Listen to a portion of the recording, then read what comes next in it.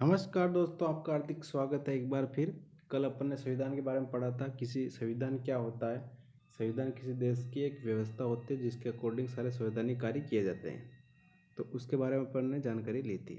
तो संविधान के बारे में पढ़ा था। सबसे पुराना संविधान कहाँ का है, सबसे छोटा संविधान कहाँ का है, और संविधान शब्द का पहली बार प्रयोग किसने किया, प्रारूप किसने तैयार किया।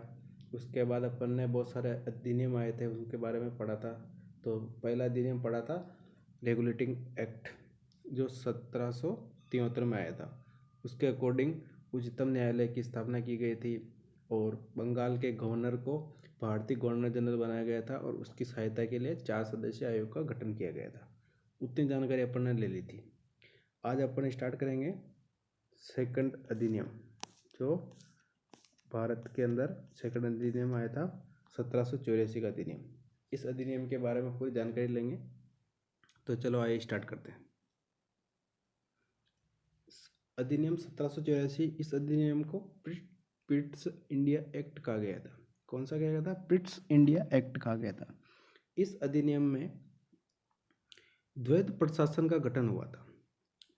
भारत में सर्वप्रथम द्वैध प्रशासन का गठन पिट्स इंडिया एक्ट के अकॉर्डिंग किया गया था। और इस अधिनियम में गवर्नर जनरल की सहायता करने के लिए 4 सदस्य पहले एक आयोग बनाया गया था।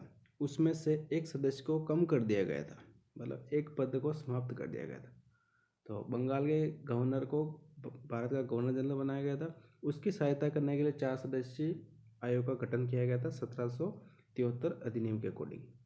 तो उसमें से इस अधिनियम में 1784 में एक सदस्य को कम कर दिया गया था।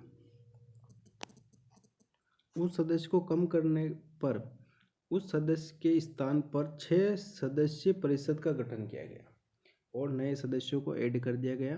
और वो उस अधिनियम में कोई भी प्रोसेस होती थी गवर्नर जनरल की सहायता करने के लिए, वो आयोग काम करता था।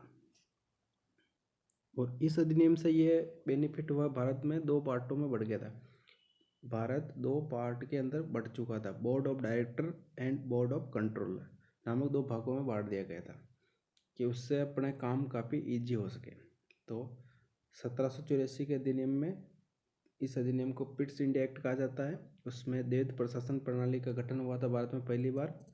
और इसमें गवर्नर जनरल के 4 सदस्यीय आयोग बना रखा था। उसमें से एक सदस्य को कम करके उसके स्थान पर 6 सदस्यीय आयोग का गठन, एक परिषद का गठन कर दिया गया था। और भारत इस अधिनियम के अकॉर्डिंग 2 पार्ट में बढ़ चुका था, board of director and board of controller. ठीक है। उसके बाद अंग्रेजों ने क्या किया, जो अधिनियम आते थे, एक्ट आते थे, उनका नाम चार्टर बना देने स्टार्ट कर दिया था। तो भारत में 1793 से ही ब्रिटिश ईस्ट इंडिया कंपनी ने चार्टर पेश करना स्टार्ट कर दिया। चार्टर का मतलब ये होता है जैसे बजट पेश किया जाता है, जिसे उस वक्त चार्टर पेश करते थे, उसके अकॉर्डिंग वो अंग्रेज अपने देश में काम करते थे या गठन करते थे या कोई स्कीम बनाते थे, उसके अकॉर्डिंग कार्य करते थे।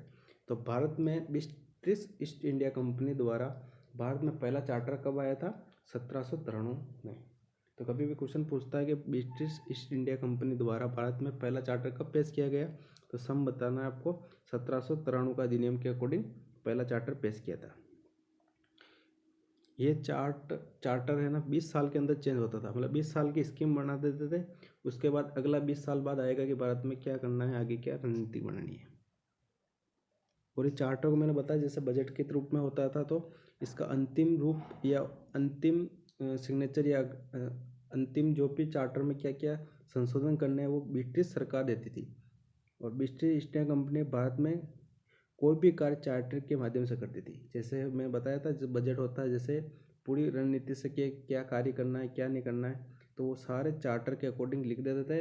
अपना मैनिफेस्टो बोल सकते हैं इसको, उसके अकॉर्डिंग ही कार्य किए जाते थे। ब्रिटिश ईस्ट इंडिया कंपनी के बारे में पढ़ रहे, चार्टर पेश कर रहे, तो ब्रिटिश ईस्ट इंडिया कंपनी क्या है, कब आई है, उसके बारे में थोड़ी जानकारी ले लेते हैं। तो भारत में ब्रिटिश ईस्ट इंडिया कंपनी का उदय 31 दिसंबर 1600 ईस्वी में को हुआ था। और आसमिक समय में ब्रिटिश ईस्ट इंडिया कंपनी ने 217 साझेदार थे। तो कंपनी ने क्या किया, कोई घाटा नहीं पड़े तो उसके लिए अपने को साझेदार या पार्टनरशिप डिसाइड की थी। तो 217 और अलग लोग भी पार्टनरशिप में थे। जब कंपनी आई थी इंडिया के अंदर, इसका मूल उद्देश्य था इंडिया के अंदर मार्केटिंग करना, न कि राज्य करना।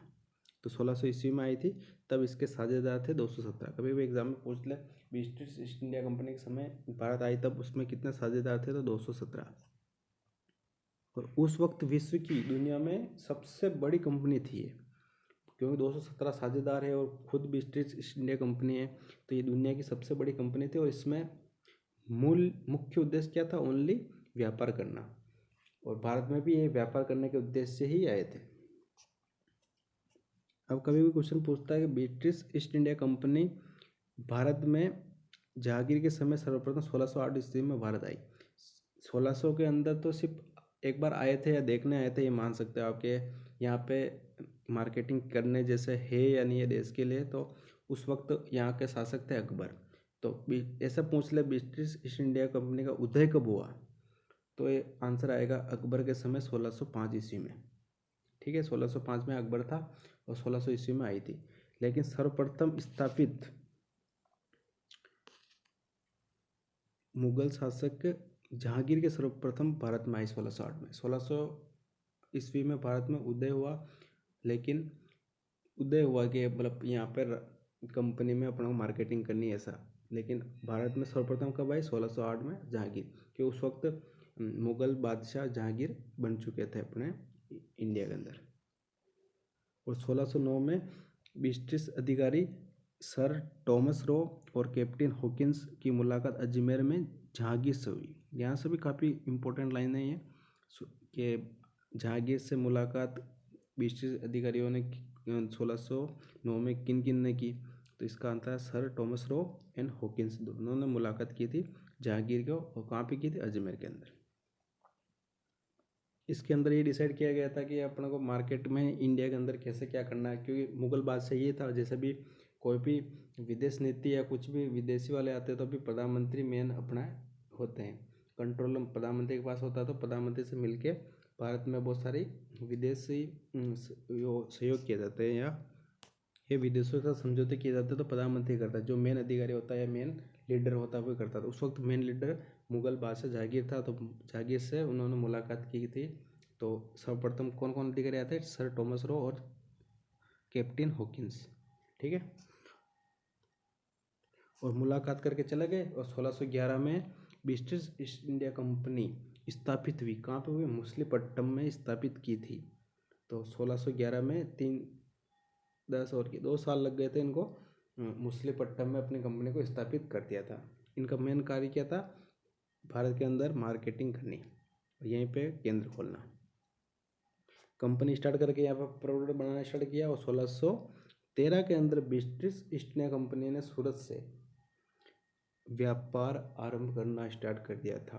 तो यहाँ से काफ़ी एग्जाम में क्वेश्चन आते हैं। ऐसा आता है कि ब्रिटिश ईस्ट इंडिया कंपनी का उदय कब हुआ, तो 1600 ईस्वी में हुआ। तब वहाँ पे अपना मुगल बादशाह अकबर था, तो यहाँ पे अकबर करके आना।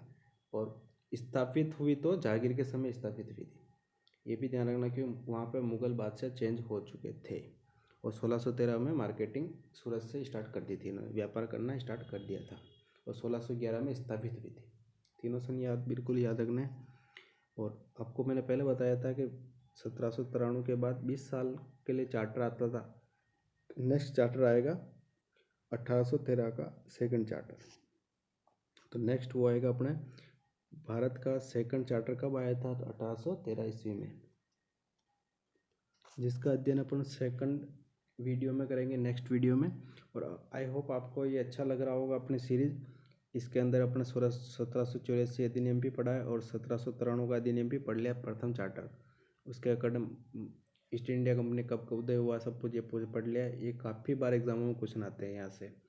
तो आप आई होप आपके लिए काफ़ी यूज़फुल रहा होगा। Thank you.